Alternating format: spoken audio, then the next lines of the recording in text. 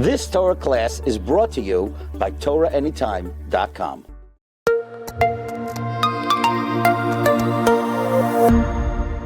Hey everybody, welcome back to the Lechtech Musar podcast. We continue with the Pele Yoeitz. We are in the middle of a discussion of the Beis Medrash.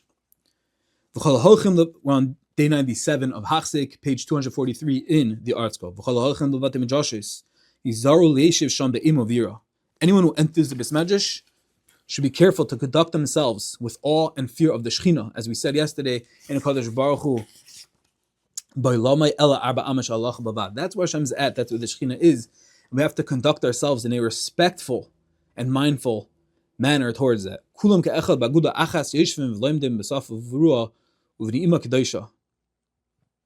As everyone is sitting there united together, sitting and learning the words of Torah, which is the holiest and sweetest thing in the world, we have to be cognizant and mindful of that. When a Talmid Chacham is darshan giving a lecture, everyone should remain completely silent. This is something that is a problem in the world these days, but what we're supposed to do, the way we're supposed to conduct ourselves is when someone's talking in shul, you be quiet. The Chafetz Chaim used to say that there's no bigger azas, no greater avera or toiva v'sheretz biyadai when there's someone speaking, when there's a rav giving over Torah, and you're doing something else. You have a sefer open in front of him.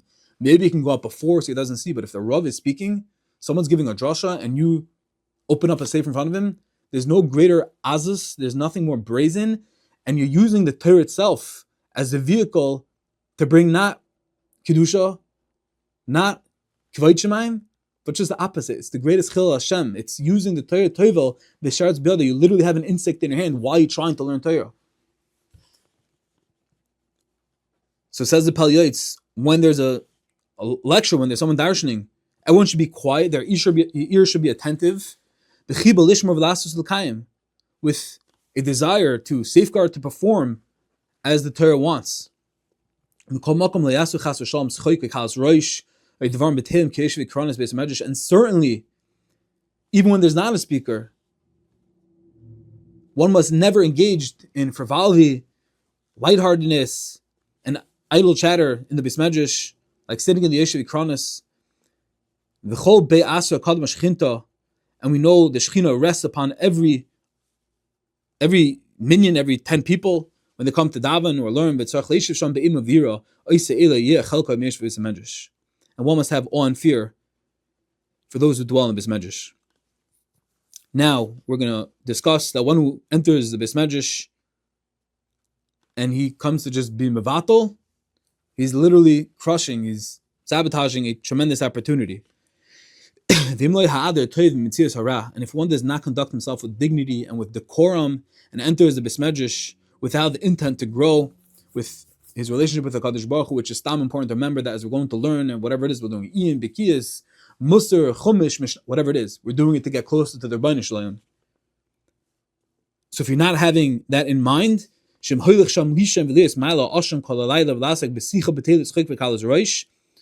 a person, instead of working on his relationship with the Kadosh Baruch Hu, enriching and furthering and deepening his relationship with the Kadosh Baruch Hu, he is giving over the opportunity of a lifetime. Yes, he can go tomorrow, but he's wasting so much time now. The Pasuk in Shai says how awful this is. They're coming into my courtyards to sin along with Averis. What are you thinking? Stay home, don't come. Do we want to Kadosh Baruch Hu telling us, stay home, don't come to my house?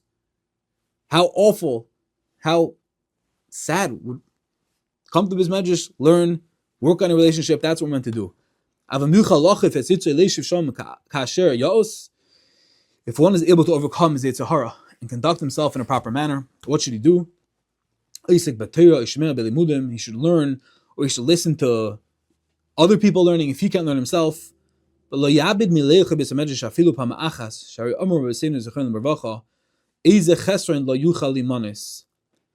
And even if he's not learning and he doesn't understand so much, let him not lose even one opportunity to enter the Beis Medrash, because Chazal say in Chagiga, what does it mean in the pasuk that says, and a lack that cannot be counted? What is that referring to? This refers to one whose friends were counted, meaning they came together as a group to do a mitzvah, but he was not counted among them. And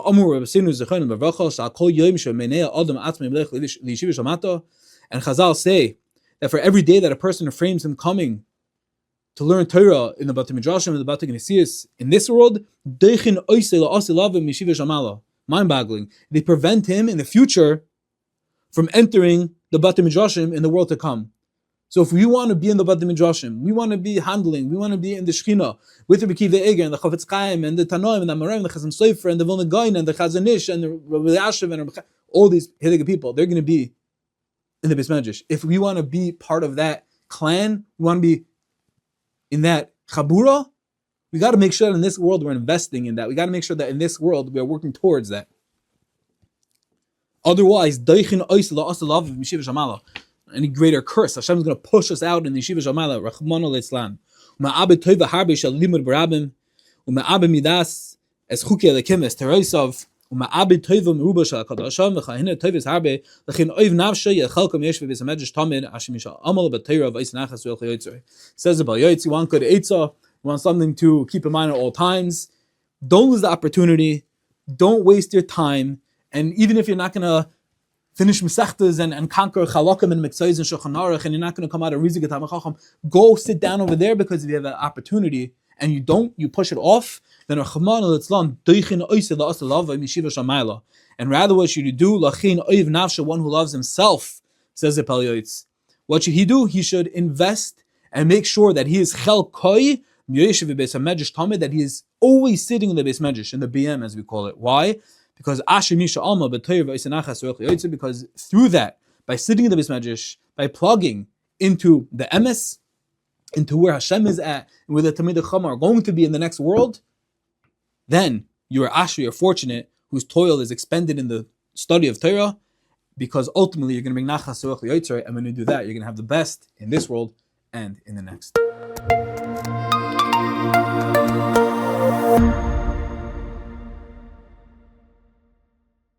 You've just experienced another Torah class brought to you by TorahAnytime.com.